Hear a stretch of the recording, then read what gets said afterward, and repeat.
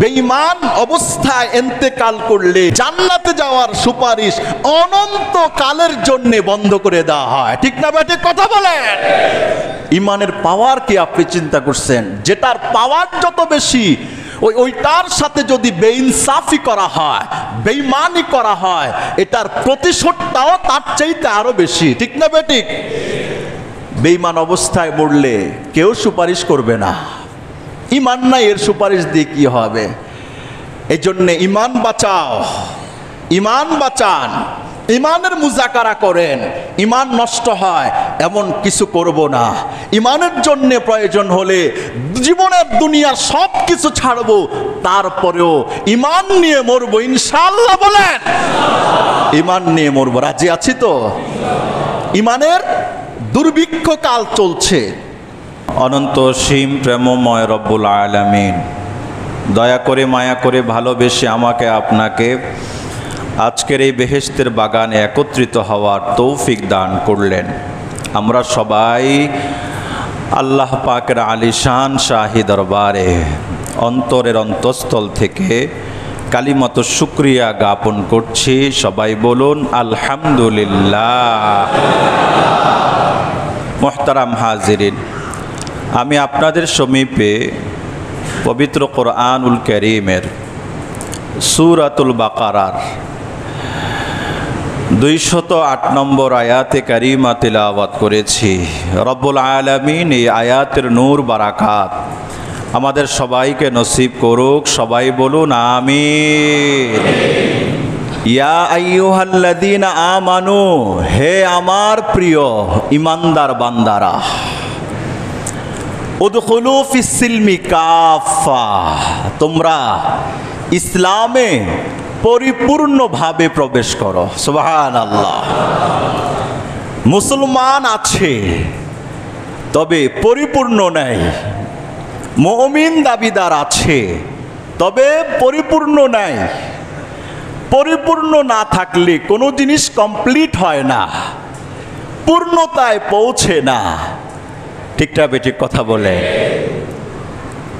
1 নম্বরের জন্যে পাস হয় নাই, 1 নম্বর হলে পাস। 1 নম্বর পায় নাই, সে হলো কি ফেল। তাহলে সে অনেকগুলো 1 পেয়েছে, কিন্তু সবগুলো 1-এর মধ্যে অনেক নাম্বার হলো তার 32 হয়ে গেল।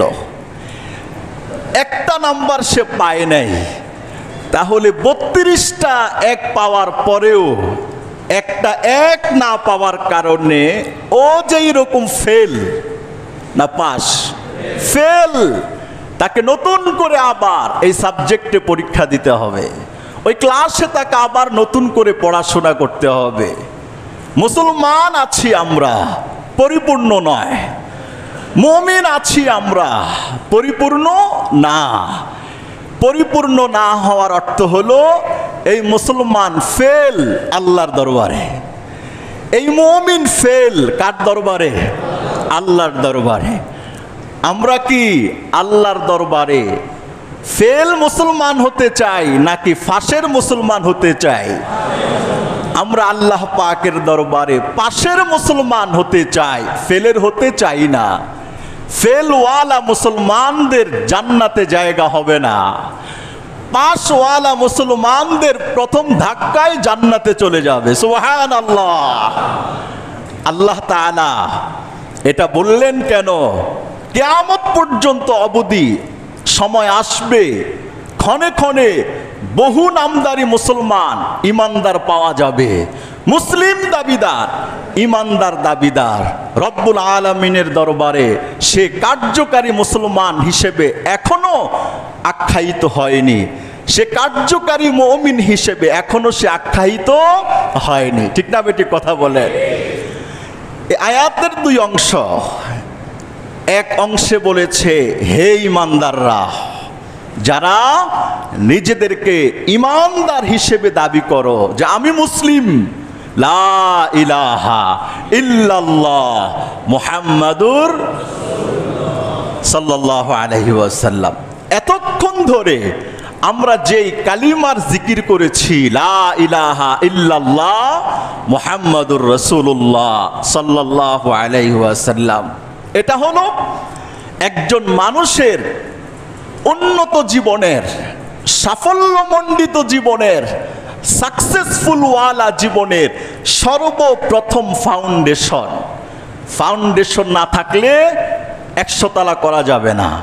1 তালা, 2 তালা, 5 তালা, 10 তালা করা যাবে? ফাউন্ডেশন যদি থাকে, ফাউন্ডেশন যত তালার তত তালা এক ফাউন্ডেশনের উপরে করা যায়। 100 তালা হলে 100 তালা, 150 তালা হলে 150 তালা, 20 তালা হলে 20 তালা, 50 তালা হলে 50 তালা করা যাবে কি যাবে না? শর্ত হলো ফাউন্ডেশন ঠিক থাকতে হবে। ফাউন্ডেশন হলো 2 তালার, করে ফেললাম 5 তালা, যেই কোনো সময় এটা ধসে পড়তে পারে কি পারে না? এই ভবন চোখের পলকে ধ্বংস স্তূপে রূপান্তরিত হতে পারে, এর মধ্যে কোনো সন্দেহ নাই। আমাদের আমলের, আমরা যে আমল করি, এই যে আসছি আমল করার জন্যে, আমাদের আমলটা, এটার কোনো সীমা পরিসীমা রব্বুল আলামিনের কাছে নাই। যত আমল করতে পারো করে যাও। আমল করতে করতে তোমার আমলের পাহাড় প্রথম আসমান পর্যন্ত লেগে যাক, আল্লাহ পাক সওয়াব দিতে একটুও কমতি করবে না। ঠিক না বেঠিক? আমল করতে করতে আমলের পাহাড়টা 7 তবক আসমান পর্যন্ত পৌঁছে যাক, আল্লাহ তাআলা সওয়াব দিতে বিন্দু পরিমাণ কার্পণ্য করবেন না। তবে শর্ত হলো, এই যে আমি আকাশ সমপরিমাণ আমলের সওয়াবের স্তূপ তৈরি করব, এটার একটা ফাউন্ডেশনের প্রয়োজন। ঠিক না বেঠিক? ওই ফাউন্ডেশনের নাম হলো ঈমান। সুবহানাল্লাহ বলেন। ওটার নাম ঈমান। ঈমান যদি ঠিক না থাকে, কোনো আমল করে লাভ নেই। মাপ চাই, আপনার কোন আমল আল্লাহর দরবারে কবুল হবে না, ঈমান যদি ঠিক না থাকে। ঠিক না বেঠিক? ঈমান যদি খাঁটি না হয়, ও 1000 বছর হজ করলে একটা হজ কবুল হবে না। ঈমান যদি খাঁটি না হয়, বিশুদ্ধ না হয়, 1000 বছর সাজদা দিলেও একটা সেজদা আল্লাহর কাছে কবুল হবে না। কোটি কোটি, শত কোটি, বিলিয়ন, ট্রিলিয়ন টাকা ও যদি আল্লাহর রাস্তায় খরচ করে দেয়, যদি ঈমান না থাকে, আচ্ছা আপনারা বলুন তার সওয়াব কয় পাই হবে? হবে? হবে না। এই জন্যে যত আমল আছে, সব আমলের ফাউন্ডেশন বানানো হয়েছে ঈমানকে। ঈমান সবার চাইতে দামি, সবচেয়ে দামি। ঈমানের সাথে কম্প্রোমাইজ করা যাবে না।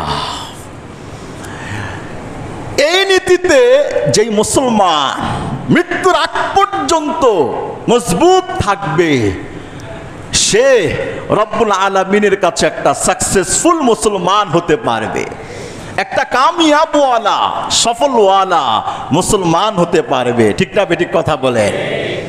কি থাকতে হবে? ঈমান। ঈমানের সাথে কম্প্রোমাইজ নেই। সমস্ত জিনিসের সাথে কম্প্রোমাইজ আছে। আমার ভালো জামাটা আপনাকে দিয়ে দিই, নিয়ে যান, অসুবিধা নেই, গুনাহ হবে না, সওয়াব হবে। আমার খানাটা আপনাকে দিয়ে দিলাম, নিয়ে যান, অসুবিধা নেই, গুনাহ হবে না, সওয়াব হবে। দুনিয়ার সব কিছুকে ভাগ বাটোয়ারা করে নেওয়া যায়, দেয়া যায়। ঈমানকে ভাগ বাটোয়ারা করে দেয়া, বলেন না কেন? ঈমানকে ভাগ বাটোয়ারা করে দেওয়া যায় না, যাবে না, দেওয়া যেতে পারে না। ঈমানের স্তম্ভকে এত মজবুত করতে হবে প্রত্যেক ঈমানওয়ালা মুসলমানওয়ালা। ঈমান সবার আগে, বাবা মার কথায় যদি ঈমান নষ্ট হয়, এই বাবা মার কথা অনুসরণ করা হারাম। প্রিয় মানুষদের কথায় যদি আমার ঈমান নষ্ট হয়, তাহলে তার কথা অনুসরণ করা হারাম। যেই মা তার পাদদেশে আপনার জান্নাতটা লুকায়িত আছে, আল্লাহ লুকিয়ে রেখেছেন। ইন্নাল জান্নাতা তাহতা আকদামিল উম্মাহাত। এই আমার বান্দারা, তোমার মা আমার কাছে এত দামি, মাতৃজাতির এত দাম রব্বুল আলামিনের কাছে। মায়ের কত মূল্য আল্লাহর কাছে, তোর মায়ের পায়ের তলায় তোর জান্নাতটা আমি লুকায়িত রেখে দিয়েছি। সুবহানাল্লাহ বলেন। ইন্নাল জান্নাত তাহতা আকদামিল উম্মাহাত। যেই মায়ের পায়ের তলায় জান্নাত, সেই মাও যদি ঈমান বিধ্বংসী কথা বলে, ওই মায়ের অনুসরণ করা জায়েজ নাই। সে মাও যদি ঈমান বিধ্বংসী কাজ করে, ওই তার কাজটা সমর্থন করা জায়েজ নাই। সেই মাও যদি আপনাকে এমন বিষয়ের প্রতি উদ্বুদ্ধ করে, ওই মায়ের অনুসরণ করা জায়েজ নাই। ঠিক না বেঠিক কথা বলেন? যেই বাবা আপনার জান্নাত, যেই মা আপনার জান্নাত, বাবার চেহারার দিকে মহাব্বতের নজরে একবার তাকালে একটা কবুল হজের সওয়াব পাওয়া যায়। মায়ের চেহারার দিকেই ভালোবাসা, আবেগ, ভক্তি, যে এটা একটা জান্নাতি চেহারা, এটা মনে করে তাকালে একটা কবুল হজের সওয়াব পাওয়া যায়। যেই মা বাবা এত মর্যাদাবান, আচ্ছা পৃথিবীতে আল্লাহ এবং রসুলের পরে, আল্লাহ রসুলের পরে মা বাবার চাইতে এত দাম আর কার আছে? কথা বলেন, কারো আছে? কোন রাজা, কোন আমির, কোন নেতা, কোন নেত্রী, কার আছে পৃথিবীতে বলেন? কোন দেশে আছে বলেন? আমি দেখা করে আসবো তার সাথে। কোন দেশে, কোন রাষ্ট্রে, কোন মহা আকাশে, কোন অঞ্চলে, কোন জঙ্গলে, কোন এলাকায়, কোন জেলায়, কোন গ্রামে, কোন বিভাগে আছেন বলেন? কি আরবে আছে, আমিরাতে আছে, ইউরোপে আছে, আমেরিকায় আছে? আপনার বাপ মা আপনার ঘরে আছে। আপনার বাপ মা আপনার ঘরে এত দাম, বাংলাদেশে আর কেউ এত দামি নয়। আপনার বাপ মা আপনার কাছে যত দাম। ঠিক না বেঠিক কথা বলেন? এই বাপ মাও যদি অন্যায়, অপরাধমূলক কথা, আল্লাহ অপছন্দ করেন এমন কাজ করতে বলে, এমন খারাপ জিনিসের প্রতি উদ্বুদ্ধ করে, যার দ্বারা আমার ঈমান চলে যাবে, আমার ইসলাম চলে যাবে, আমি হয়তো মুনাফিক হব, নতুবা মুশরিক হব, নতুবা কাফের হব, নতুবা বেঈমান হব, নতুবা নাস্তিক হব না, এই ক্ষেত্রে বাপ মায়ের কোনো কথা, কোনো কাজ, কোনো পরামর্শ ইসলাম এলাও করতে বলে নাই, সাপোর্ট করতে বলে নাই। ঠিক না বা ঠিক কথা বলে? লা তাআতা লিমাখলুকিন ফি মাসিয়াতিল খালিক। আল্লাহ পাকের অবাধ্য হয় এমন কোন বিষয়ে পৃথিবীর কারোই অনুসরণ করা জায়েজ নাই। হোক না সে আমার জান্নাতের মা, হোক না সে আমার কবুল হজ পাওয়ার বাবা, অনুসরণ করা যাবে? যদি মা বাবাই ঈমানের সাথে কম্প্রোমাইজ করা না যায়, তাহলে আপনি মুসলমান হয়ে পৃথিবীর কার সাথে কম্প্রোমাইজ করব ঈমানের সাথে? বলেন, আপনি বলেন, কারোর সাথে করা যাবে? যাবে না। আদম থেকে নিয়ে মুহাম্মদুর রাসূলুল্লাহ পর্যন্ত কোন নবী ঈমানের সাথে কম্প্রোমাইজ করে নাই। হয়তোবা কম্প্রোমাইজ না করতে গিয়ে অনেক নবীদেরকে শহীদ করে দেওয়া হয়েছে। এত কথা কেন বলি? বলতে হয় এই কারণে, হাজার কথা, শত কথা ধরে ধরে হাতে কলমে বুঝিয়ে দেওয়ার পরেও আমাদের মুসলমানরা বুঝতে চায় না। ঠিক না বেঠিক কথা বলে? দুনিয়ার সব জিনিসের সাথে ঈমান মিলালে হবে না। দুনিয়ার সমস্ত বুঝের সাথে ইমানকে মিলালে হবে না। ইমান সবার উপরে, মা বাবার উপর ইমান। ঠিক না বেঠিক কথা বলেন? ইমানের চাইতে দামি জিনিস পৃথিবীতে কেউ নাই। ইমানের প্রয়োজনে কোন নবী কম্প্রোমাইজ করে নাই। কি হারিয়েছেন কম্প্রোমাইজ না করতে গিয়ে?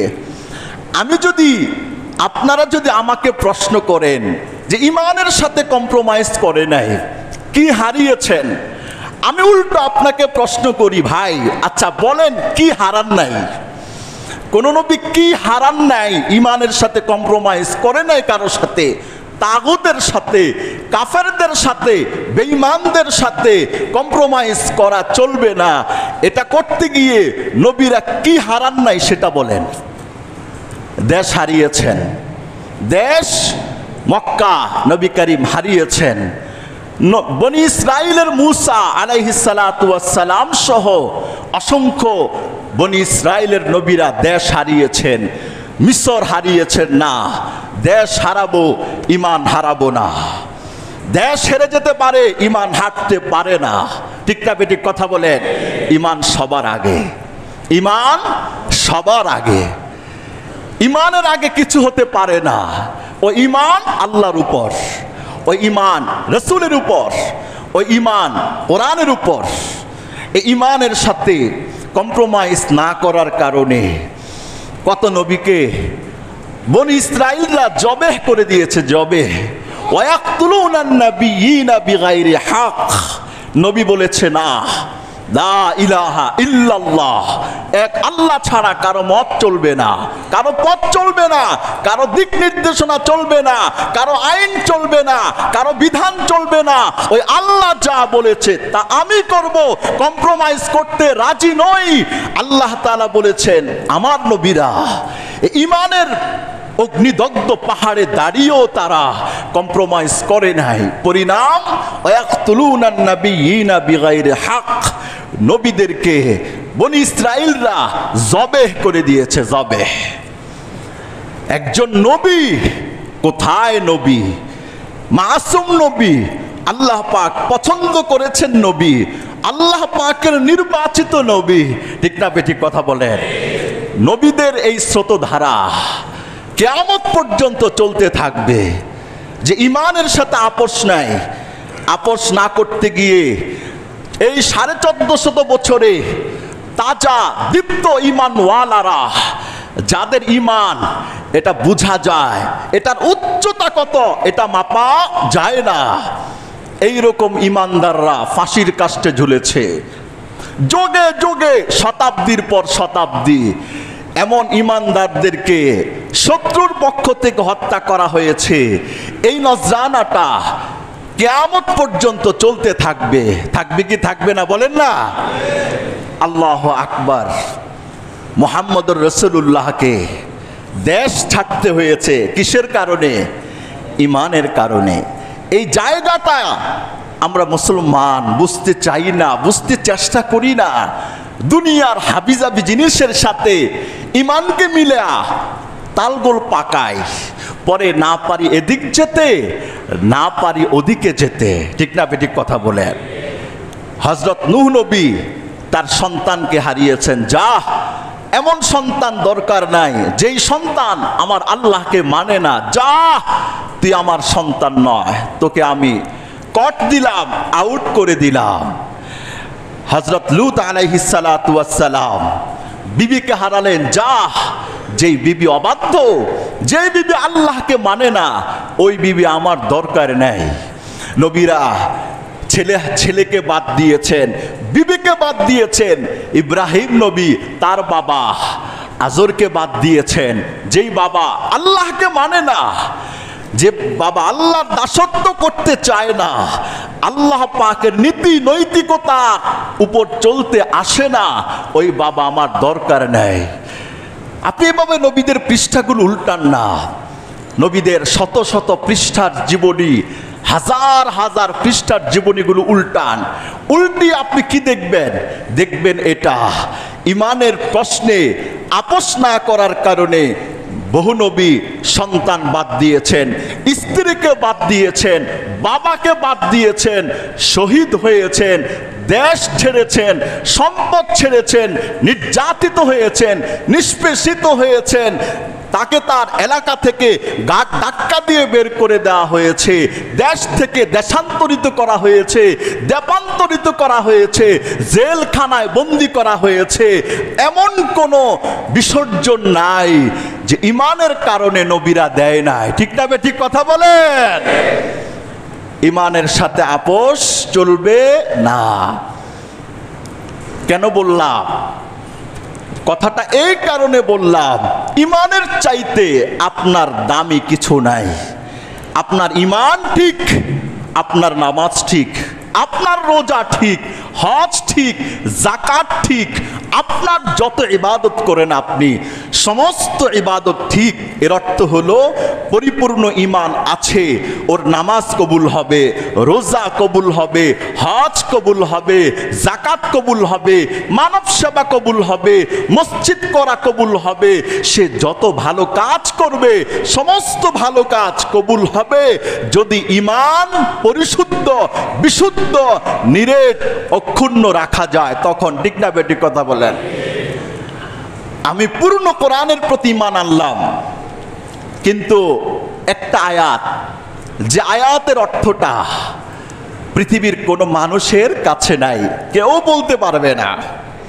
একটা আয়াত অর্থ জানি না, পৃথিবীর কেউই জানে না, নবী কারীমও বলে দেন নাই, মুহাদ্দিসরাও বলেন নাই, মুফাসসিররাও বলেন নাই। এই জন্যে যেহেতু এটার কোনো অর্থই নাই, তো অর্থহীন একটা শব্দ কোরআনের আয়াত, আমি এটা মানলাম না। আর তো সবই মানলাম, আর সব মানলাম, কোনোটা বাদ দিলাম না। আচ্ছা এবার বলেন, এমন একটা সূরা, সূরাতুল বাকারা সর্বপ্রথম আয়াত, আলিফ লাম মিম, কয়টা হরফ?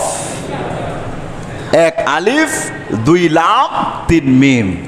আল্লাহু আ'লামু বিমুরাদিহি বিযালিক, এটার অর্থটা পৃথিবীর কেউ জানে না।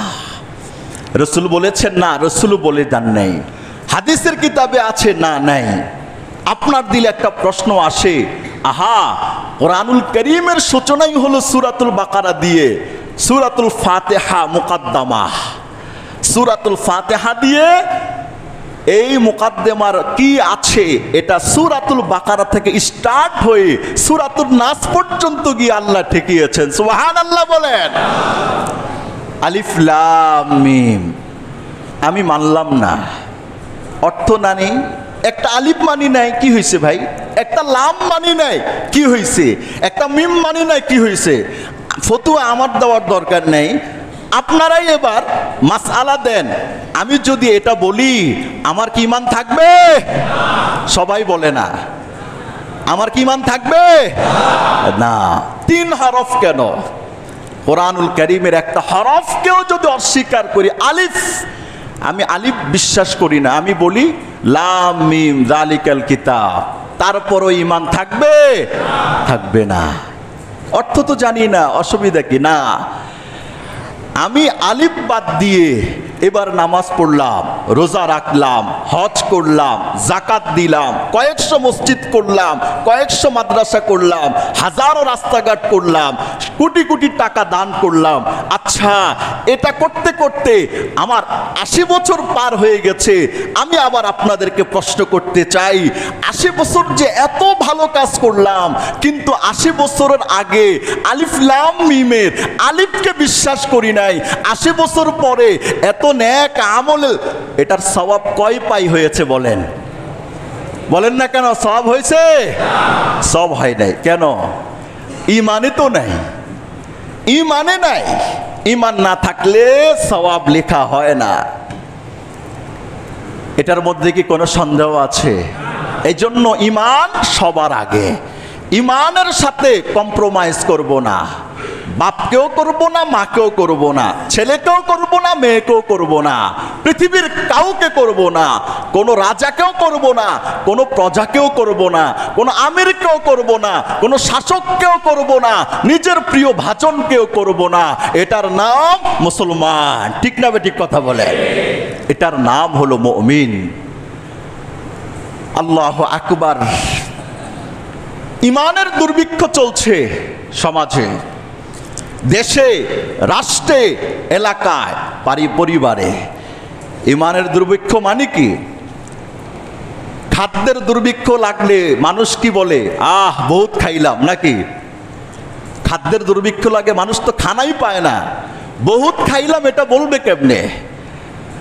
খাদ্যের দুর্ভিক্ষ লাগলে যেমন খানা সংকটে ভোগে, মানুষ খাদ্যের অভাবে মরে যায়, মৃত্যুবরণ করে, ঠিক ইমানের দুর্ভিক্ষ কালে মানুষ বেঈমান হয়ে মারা যায়, বেঈমান হয়ে যায়, মুশরিক হয়ে যায়, মুরতাদ হয়ে যায়, নাস্তিক হয়ে যায়।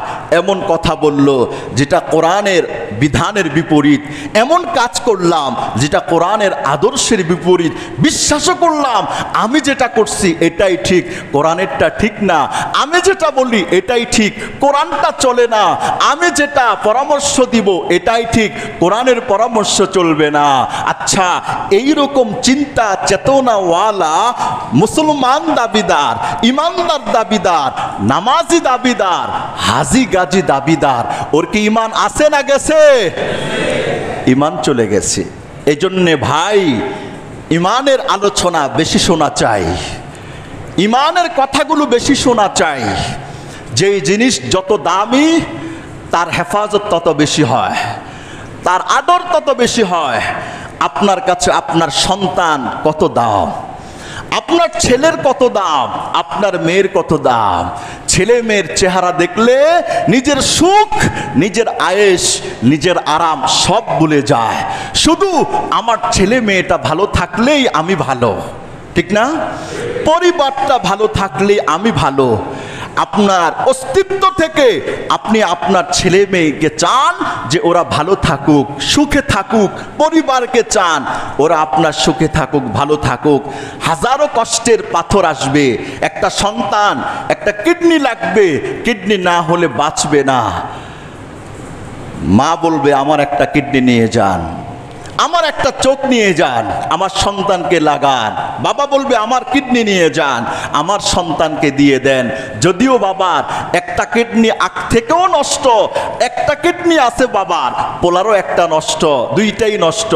এখন পোলার দুইটা কিডনি ফেলে দিলে তো আর বাঁচবে না।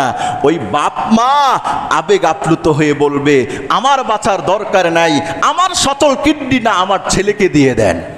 বলবে কি বলবে না যে আমার বাঁচার দরকার নাই, আমি অনেক বেঁচেছি আর বাঁচতে চাই না, আমার কিডনিটা আমার সন্তানকে দিয়ে দেন, ও বেঁচে থাকুক, ও বড় হোক, ও মানুষ হোক, ও আমার জান্নাতে যাওয়ার জামানত হয়ে যাক। কেন? সন্তান আমার কাছে অনেক দাম।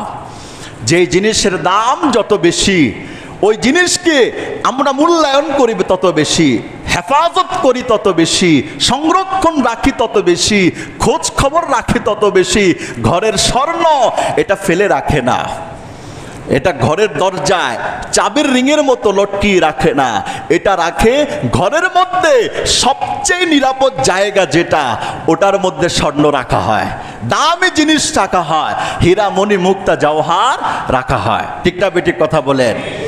আপনার ঈমান আপনার কাছে আপনার সব কিছুর চাইতে, ছেলের চাইতে, মেয়ের চাইতে, মায়ের চাইতে, বাবার চাইতে, গোটা দুনিয়ার সমস্ত সম্পদের চাইতে একজন ঈমানওয়ালার ঈমান তার চাইতে আরো বেশি দামি। সুবহানাল্লাহ।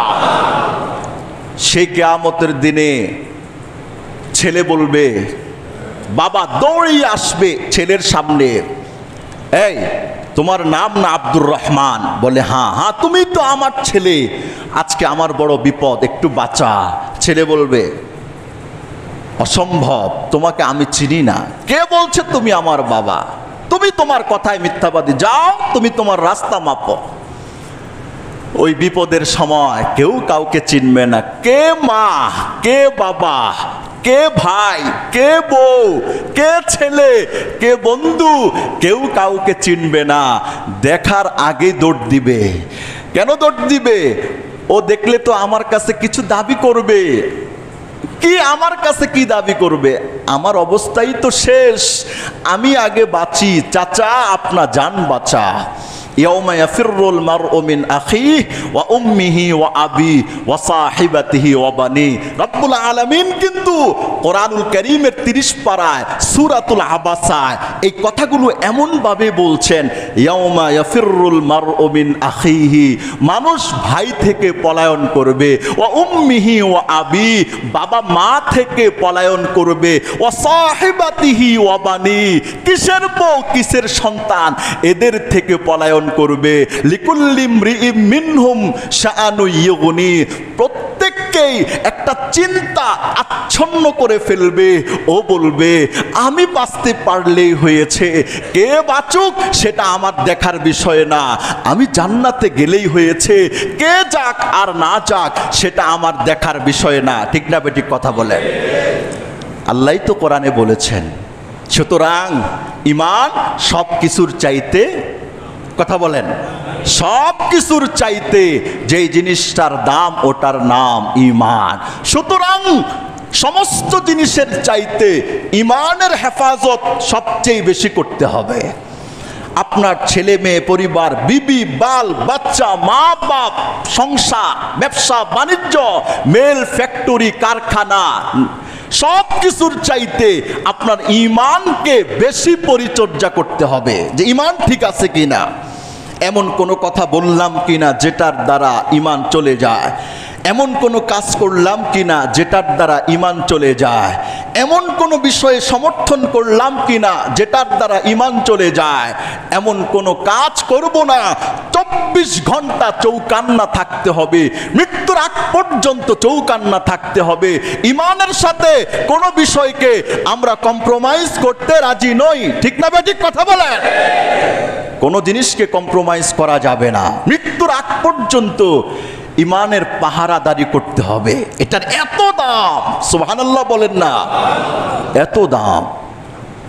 100 বছরের একটা মহিলা কয়েকদিন আগে ময়মনসিংহে, 80 বছরের একটি মহিলা, তার সন্তান বিগত 8, 10, 15 বছর আগেই মুসলমান হয়েছিল।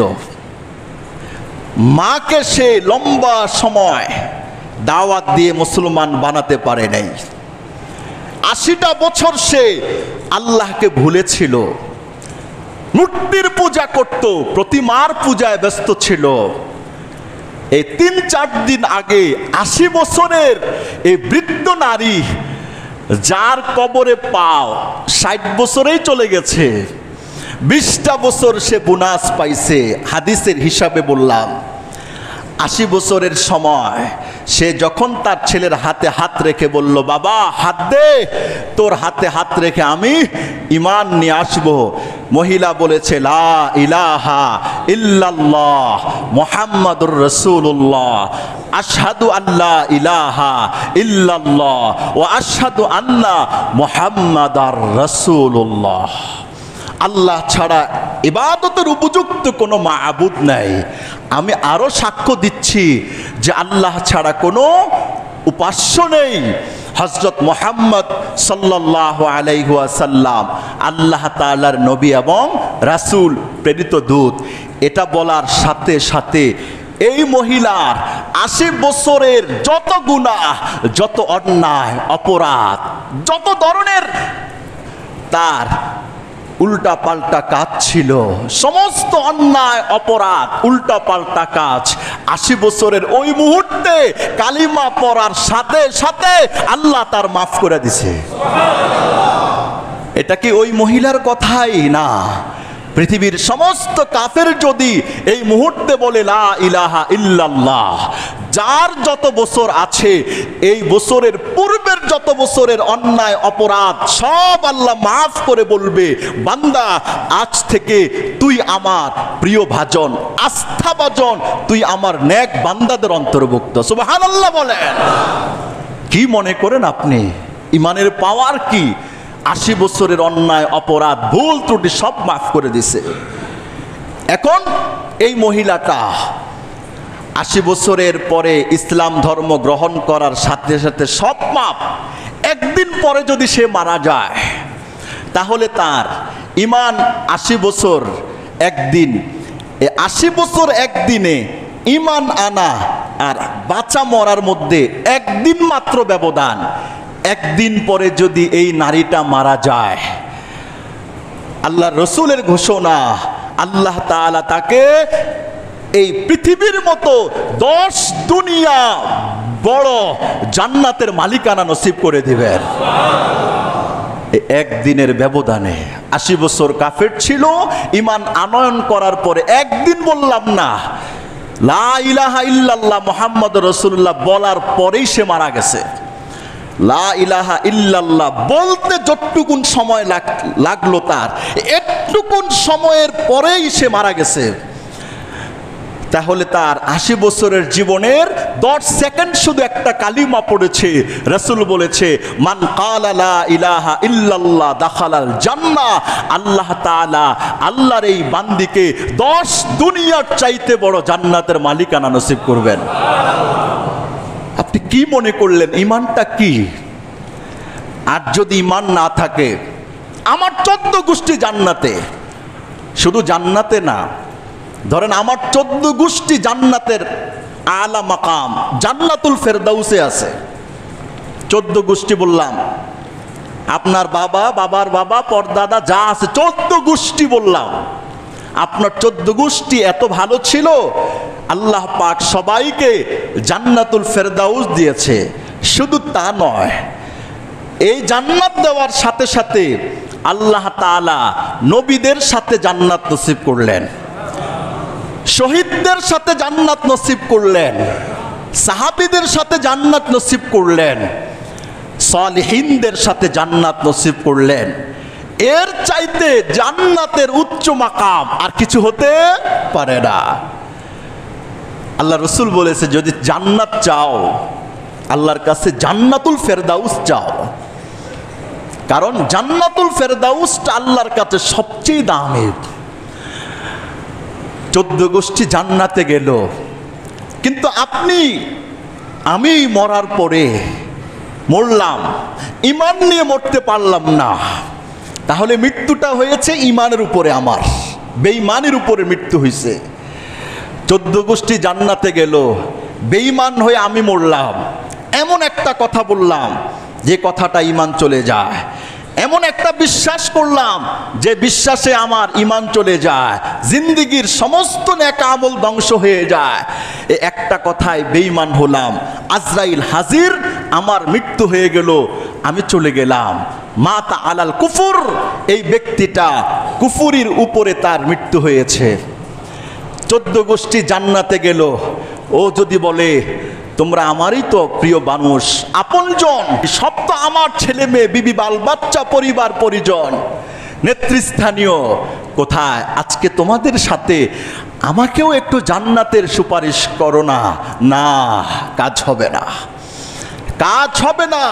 বেঈমান অবস্থায় ইন্তেকাল করলে জান্নাতে যাওয়ার সুপারিশ অনন্ত কালের জন্য বন্ধ করে দেওয়া হয়। ঠিক না বেঠিক কথা বলেন? ঈমানের পাওয়ার কি আপনি চিন্তা করছেন? যেটার পাওয়ার যত বেশি, ওইটার সাথে যদি বেইনসাফি করা হয়, বেঈমানি করা হয়, এটার প্রতিশোধটাও তার চাইতে আরো বেশি। ঠিক না বেঠিক? বেঈমান অবস্থায় মরলে কেউ সুপারিশ করবে না, ঈমান নাই, এর সুপারিশ দিয়ে কি হবে?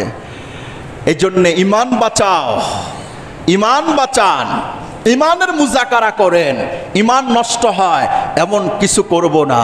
ঈমানের জন্য প্রয়োজন হলে জীবনের দুনিয়ার সব কিছু ছাড়বো, তারপরেও ঈমান নিয়ে মরবো ইনশাআল্লাহ। বলেন ঈমান নিয়ে মরবো, রাজি আছি তো? ঈমানের দুর্ভিক্ষ কাল চলছে। মুসলিম শরীফের হাদিসে রাসূলুল্লাহ সাল্লাল্লাহু আলাইহি ওয়াসাল্লাম বলেছেন, এবার হাদিস শুনাই, আবু হুরায়রার বর্ণনা, বাদিরু বিল আমাল, তোমরা আমলে অগ্রগামী হও, ফিতানান এমন মুসিবত আসার আগে কাকিতাইল লাইলিল মুজলিম, যে ফিতনাটা অন্ধকার আমাবস্যার রাত্রের আধার থেকে আরো কঠিন। যদিও আকাশের সূর্য উঠেছে, যদিও লাইট জ্বালানো হয়েছে, না, এই লাইটের আলোর আলো না, এই আকাশের সূর্যের আলোয় আলো না, এমন অন্ধকার যে অন্ধকারে মানুষ সূর্যের নিচে, লাইটের নিচে তার ঈমান বিক্রি করে দেয়। ঠিক না বেঠিক কথা বলেন?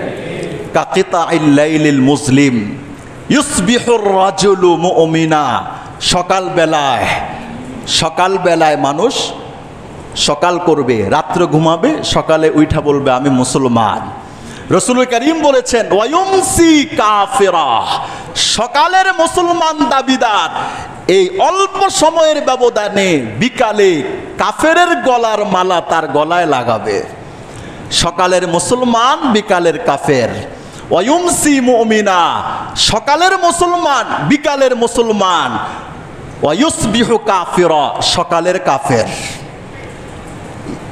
আপনি এবার চিন্তা করেন, সকালের মুসলমান, বিকালে কাফের, বিকালের মুসলমান, সকালে কাফের, মানে কাফের হতে এত সময় লাগে নাই, দিনের পর দিন লাগে নাই, মাসের পর মাস লাগে নাই, রাতের পর রাত লাগে নাই, শুধু একদিনের সকালে মুমিন, বিকালে কাফের, বিকালে মুমিন, সকালে কাফের।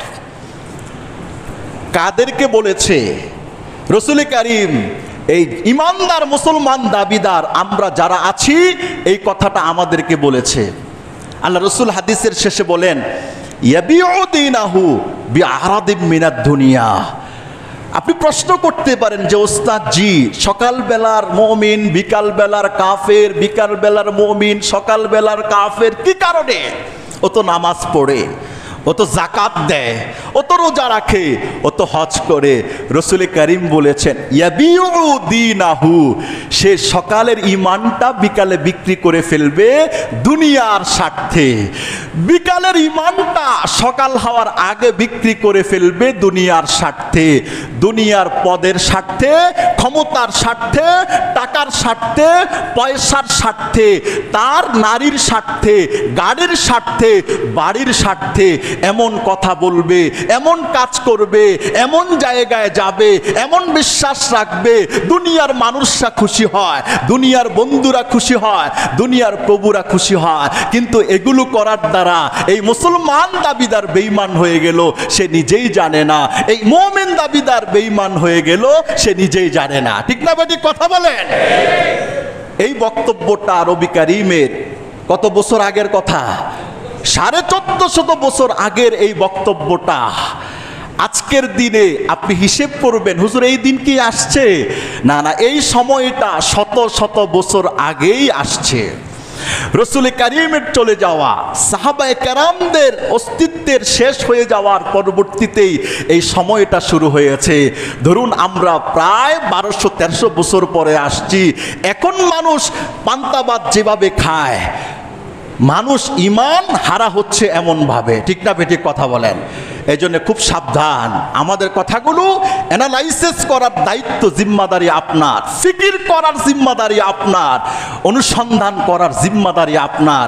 এই নম্বর থেকে এই কথাই যদি বলা না হয়, তাহলে হাজারো কথা বলে কি লাভ ভাই? ঈমান না থাকলে তো আমার নামাজই কবুল হবে না। ঠিক না বেটি কথা বলেন? ঈমানের পাহারাদারি করব তো, ঈমানের হেফাজত করব তো, ঈমান নষ্ট হয়ে যায় এমন কোনো কাজ করব না তো, এমন কোনো কথা বলবো না তো, এমন কোনো জিনিসকে সমর্থন করব না তো, এমন কোনো জিনিসকে সাপোর্ট করব না তো। ঈমানের জন্য যদি মরতেও হয়, ফাঁসির কাষ্ঠেও যদি ঝুলতে হয়, রাজি আছে তো ইনশাআল্লাহ? নারে তাকবীর, নারে তাকবীর, নারে তাকবীর। আল্লাহু আকবার কোনটা, নতুন না পুরাতন? এই যে একটা আল্লাহু আকবার দিলাম, এটা নতুন না পুরাতন? কারো কারো কাছে কিন্তু নতুন লাগে। হুজুর আল্লাহু আকবার বললো, হঠাৎ, হোয়াট ইজ দিস? কি কারণে? ও জানে না এই আল্লাহু আকবারটা সেটাই যেটা সে আল্লাহু আকবার বলে নামাজে দাঁড়ায়, আল্লাহু আকবার বলে রুকুতে যায়, আল্লাহু আকবার বলে সিজদাতে যায়, আল্লাহু আকবার বলে সিজদা থেকে দাঁড়ায়। এক নামাজে কতবার আল্লাহু আকবার বলে সে নিজেও জানে না, কিন্তু জোরে আল্লাহু আকবার শুনলে আরে হুজুর আল্লাহু আকবার এত জোরে বললো, কারণটা কি? সব আল্লাহু আকবার এক, ঠিক না বেটি? কথা বলেন। জোরেরটা জোরে, আস্তেরটা আস্তে, তবে আল্লাহ মহান, আল্লাহ বড়। আল্লাহর বড় কেউ আছে? আরো জোরে বলুন, কেউ আছে? নাই। আল্লাহ আমাদের কবুল করুক, মঞ্জুর করুক। এই সামনে আমি যত কথা বলবো, আজকের কথা ফাউন্ডেশন রাখলাম, এটা ফাউন্ডেশন। এই কথাকে সামনে নিয়ে সামনের কথা আপনার শুনতে হবে। পিছনে যত কথা বলেছি, এর আগেও আমি ইমানের মুজাকারা অনেকবার করেছি, কিন্তু সব আগে করেছি যে আমার যত আলোচনা আমি করি, সব আলোচনার ফাউন্ডেশন হতে হবে ইমান। আল্লাহ আমাদেরকে কবুল করুক, মঞ্জুর করুক। আল্লাহ 1/500 টাকা